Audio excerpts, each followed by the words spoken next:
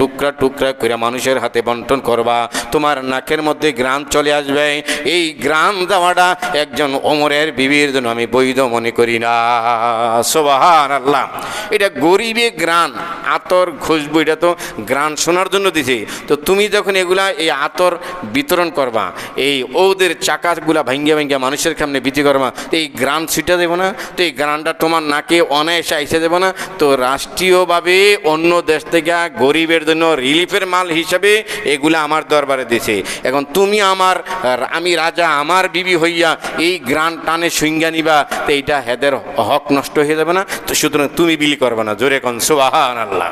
ওমর ফারুক রাদিয়াল্লাহু তাআলা আনহুর বিবি বলেন, ও সাহেব, আমি অনেক সতর্ক থেকে বিলি করব, যাতে একটু আতর আমার কাপড়ে না লাগে, একটু আমার হাতের মধ্যে না লাগে, এভাবে পরহেজ করবো, বাচ্চা থেকে বিলি করব। হযরত ওমর বলেন, না না না, এভাবে বিলি করতে তোমাকে কম্পকে দেওয়া যাবে না। রাষ্ট্রীয় দরবারে লোক আছে, রাষ্ট্রীয় লোক আছে, তারাই বিলি করবে। এটার নাম হইল মুত্তাকি, এটার নাম হইল পরহেজগারি, যে রাষ্ট্রীয় আতরের গ্রানটাও যাতে আমার নাকে না আসে, গেলে রাষ্ট্রের হিসাব। তাকওয়া পরহেজগারি আরও কীভাবে করতে হবে, ওমর রাদিয়াল্লাহু তাআলা আনহুর জীবনী থেকে আমরা বুঝতে পারি যে পরহেজগারি কারে কয়। ওমর রাদিয়াল্লাহু তাআলা আনহু যখন নাকি তিনি খলিফাতুল মুসলিমিন, রাষ্ট্রের শাসক, ওমরের দরবারে অন্য দেশ থেকে খেজুর আসে, খেজুর মানুষের কাছে বিলি করে দেয়, কাপড় আসে, পুরান কাপড় মানুষের মাঝে, গরিবদের মাঝে রিলিফ হিসাবে বিতরণ করে দেয়। খুশবু ওদের আগার বোনা বাসা দেখায় জামাত, ওদ এটা জ্বালালে সুঘ্রাণ কয়, এমন ওদ সুগন্ধির চাকা, সুগন্ধির মেশক আম্বর এক দেশ থেকে ওমর রাদিয়াল্লাহু তাআলা আনহুর দরবারে পাঠাইছে, হুজুর আপনার দেশের গরিব মানুষের কাছে তারা দই মেশক আম্বর ওদ ইত্যাদি দামি দামি জিনিস কিনা ব্যবহার করতে পারে না, এই যে সুগন্ধি সামগ্রী দিলাম, এগুলো আপনার দেশের গরিবদের মধ্যে বিলি করে দিয়েন। এই কার্টনগুলো আসছে তো ওমর রাদিয়াল্লাহু তাআলা আনহুর বিবি, ওমর রাদিয়াল্লাহু তাআলা আনহুর বিবি, বউ, স্ত্রী বলেন, সাহেব, মহিলাদের মাঝে এই সুগ্রান আতরগুলা বা মেশকাম্বরগুলা, ঔদগুলা আমি বিলি করে দিই। ওমর বলে, না না না, তুমি বিলি করবে না। ওমর রাদিয়াল্লাহু তাআলা আনহুর বিবি কয়, না তুমি বিলি করবে না, তুমি বিলি করবে না। তো ওমর রাদিয়াল্লাহু তাআলা আনহুর স্ত্রী বলেন, কেন? রাষ্ট্রীয়, আপনি হচ্ছেন রাজা, আমি রাজার বউ। এখন তো যে সেনাপতি হয়, সেনাবাহিনীর প্রধান হয়, হের বউ মনে হয় সেনাবাহিনীর ডাবল প্রধান হয়ে থাকে। যে দারোগা হয়, হের বউ ওসির মতো হয়ে থাকে। দেখেন না, যে মনে এমপি হয়, মন্ত্রী হয়, চাঁদপুরে চেয়ারম্যান মেরে গেছে, চেয়ারম্যান মেরেছে, চেয়ারম্যানের ছেলেরে মেরেছে। চাঁদপুর হাজিগঞ্জে আমি ওই এলাকায় মাহফিল করেছি, এক দুইজনকে জিজ্ঞাসা করি, এই চেয়ারম্যানের ছেলের মারলো কেন? কই, চেয়ারম্যান তো আসিল চেয়ারম্যানই, আর চেয়ারম্যানই করতো চেয়ারম্যানের ভূতে আর বউয়ে। মানে হেরাই এলাকার মধ্যে যত চান্দাবাজি খারাপি, মানুষের দরবার করে টাকা লওয়ার লেনদেনটি এই বউ আর ছেলে করতো। চেয়ারম্যান মোটামুটি ভালো ছিল, আর চেয়ারম্যানের ছেলে মোটামুটি অনেক খারাপ ছিল। এই জন্য চেয়ারম্যানটাও মারছে, চেয়ারম্যানের ছেলেরও মারছে। যদিও মারাটা জায়েজ হয় নাই, তবে নিজের হাতে বিচার নেওয়া, বিচার করা জায়েজ হয় নাই। তবে অনেক তারা জ্বলন্ত, এই একাধিকবার চেয়ারম্যান হয়ে অনেককে জ্বালাইয়া ফেলাইছে।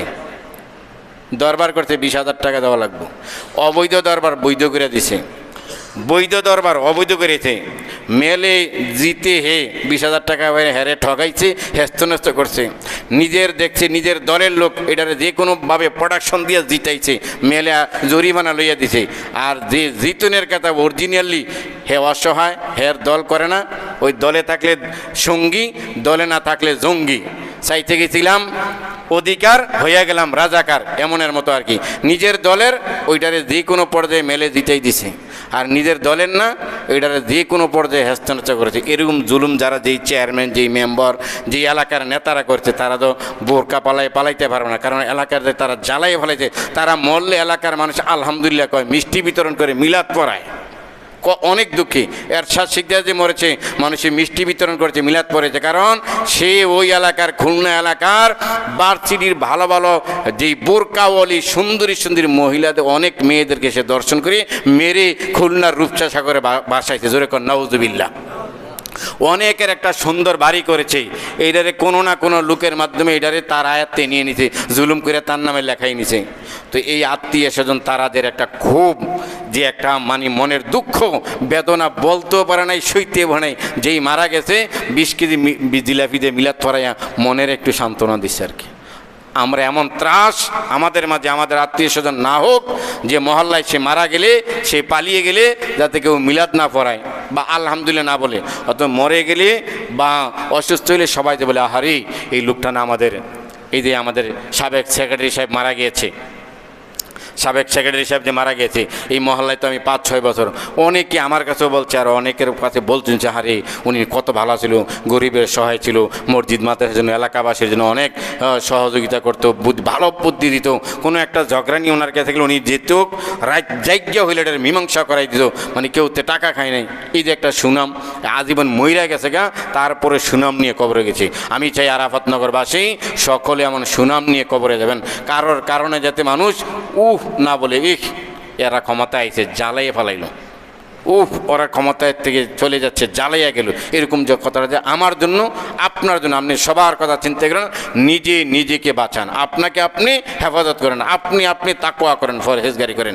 আল্লাহ রাব্বুল আলামিন বাঁচিয়ে থাকার তৌফিক দান করে, সবাই বলি আমিন। তো বলতেছিলাম ওমর রাদিয়াল্লাহু তাআলা আনহুর বিবি কয় আমি এই আতর খুশবু এগুলো আমি একটু বিতরণ করে দিই মহিলাদের মাঝে। ওমরে ফারুক রাদিয়াল্লাহু তাআলা আনহু বলেন নাম, কেন সাহেব, ও আমার স্বামী, কেন আমি বিতরণ করতে পারবো না? স্বামী যদি হয় রাজাম, স্ত্রী হয় রাজরানী, স্বামী যদি হয় ওসি, সে ওসির বিবি সম্মান পাও না, কেন আমি বিতরণ করব না?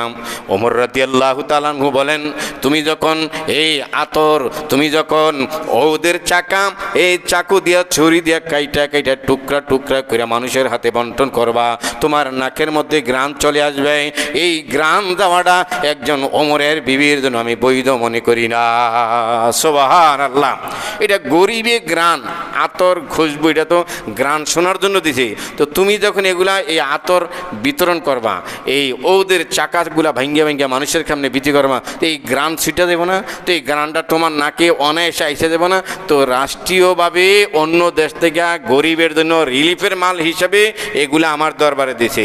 এখন তুমি আমি রাজা, আমার বিবি হইয়া এই গ্রান টানে সুইঙ্গা নিবা, তো এইটা হেদের হক নষ্ট হয়ে যাবে না? তো সুতরাং তুমি বিলি করবে না। জোরে কোন সুবহানাল্লাহ। ওমর ফারুক রাদিয়াল্লাহু তাআলা আনহুর বিবি বলেন ও সাহেব, আমি অনেক সতর্ক থেকে বিলি করব, যাতে একটু আতর আমার কাপড়ে না লাগে, একটু আমার হাতের মধ্যে না লাগে, এভাবে পরহেজ করবো, বাচ্চা থেকে বিলি করব। হযরত ওমর বলেন না না না, এভাবে বিলি করতে তোমাকে কমপক্ষে দেওয়া যাবে না, রাষ্ট্রীয় দরবারে লোক আছে, রাষ্ট্রীয় লোক আছে, তারাই বিলি করবে। এটার নাম হইল মুত্তাকি, এটার নাম হইল পরহেজগারি, যে রাষ্ট্রীয় আতরের গ্রানটাও যাতে আমার নাকে না আসে, গেলে রাষ্ট্রের হিসাব। শুধু কি তাই? ইমাম আহমদ ইবনে হাম্বলের গত সপ্তাহে একটা ঘটনা বলেছি, মুত্তাকি পরহেজগারি, আরেকটা বলি আজকে। ইমাম আহমদ ইবনে হাম্বল রহমাতুল্লাহি আলাইহি, জিনার নাকি লক্ষ লক্ষ হাদিস মুখস্থ ছিল, তিনার ছেলে সরকারি বড় কর্মকর্তা, তিনার ছেলের ঘরে খেতে যাবে। এইবার তিনি গিয়া ঘরে গিয়া জিজ্ঞাসা করলেন এ খানা কিভাবে পাকাইছো? চুলার মধ্যে পাকাইলে গোস্ত মজা হয়, আর কেরোসিন দিয়ে অন্য কিছু দিয়ে পাকাইলে, গ্যাস দিয়ে পাকাইলে এত মজা হয় না। এই ডাক দিয়া কয় এই চুলার মধ্যে পাকাইছি, কেরোসিন দিয়ে পাকাইছি, স্টোভ কেরোসিন দিয়ে পাকাইছি। কয় আমার ছেলের ঘরে তো স্টোভ নাই। কয় মনে করেন না আপনার ছেলের ঘরে স্টোভ নাই, কি হয়েছে? ওই যে ছেলে কোয়ার্টার পাইছে, ওই কোয়ার্টারে যে সরকারি স্টোভ আছে কেরোসিন দিয়া, ওই কেরোসিনের চুলা আছে, ওইটার মধ্যে রুটি পাকাইয়া আর গোস্ত পাকাই আনছে। ইমাম আহমদ ইবনে হাম্বল রাহমাতুল্লাহ আলাইহি বলেন না না না, সরকারি চুলার মধ্যে তোমার রুটি বানাইয়া রুটি বাজ্য সরকারি তেল খরচ হয়েছে, ওই সরকারি তেলের চুলার মধ্যে তোমার আটা হইতে পারে, তুমি করছো ঠিক আছে, সরকারি চুলার মধ্যে যে রুটি বানাইছো ওই রুটি আমি আহমদ ইবনে হাম্বলের পেটে যাবে না।